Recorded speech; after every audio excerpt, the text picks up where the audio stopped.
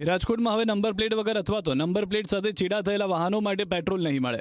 Rajkot police કમિશનરે number plate નહીં તો ઇંધણ નહીંના સૂત્ર સાથે અભિયાન શરૂ કર્યું. આ જાહેરનામા મુજબ રાજકોટ શહેરમાં તમામ પેટ્રોલ, ડીઝલ અને સીએનજી પંપ સંચાલક તથા કર્મચારીઓને સ્પષ્ટ અને માન્ય નંબર પ્લેટ વગરના કોઈ પણ વાહનમાં ઇંધણ પૂરવા પર તાત્કાલિક અસરથી પ્રતિબંધ મૂકવામાં આવ્યો. એટલે કે વાહનમાં નંબર પ્લેટ ન હોય, નંબર પ્લેટ કાઢી નાખવામાં આવી હોય, ભૂસી નાખવામાં આવી હોય કે નંબર પ્લેટ સાથે કોઈ પણ પ્રકારના ચેડા કરવામાં આવ્યા હોય તો આવા વાહનો હવે પેટ્રોલ, ડીઝલ કે સીએનજી આપવામાં નહીં આવે. પોલીસ કમિશનરના આદેશનો મુખ્ય હેતુ વાહનની ઓળખ છુપાવીને કરવામાં આવતી ગેરકાયદેસર પ્રવૃત્તિઓ પર અંકુશ લાવવાનો છે.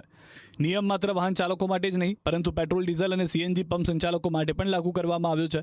જો કોઈ પંપ સંચાલક અથવા કર્મચારી સ્પષ્ટ અને માન્ય નંબર પ્લેટ વગરના વાહનમાં ઇંધણ પૂરશે તો તેની સામે પણ કાર્યવાહી કરવામાં આવશે.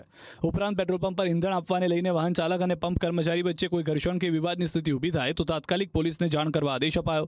ખાસ વાત એ છે કે ગુજરાતમાં આ પ્રકારનો નિર્ણય લેનાર રાજકોટ પ્રથમ શહેર બન્યું. રાજકોટ પોલીસનું આ જાહેરનામું 17 ઓગસ્ટ 2026થી અમલમાં આવ્યું છે અને 16 ઓક્ટોબર 2026 સુધી એટલે કે કુલ 60 દિવસ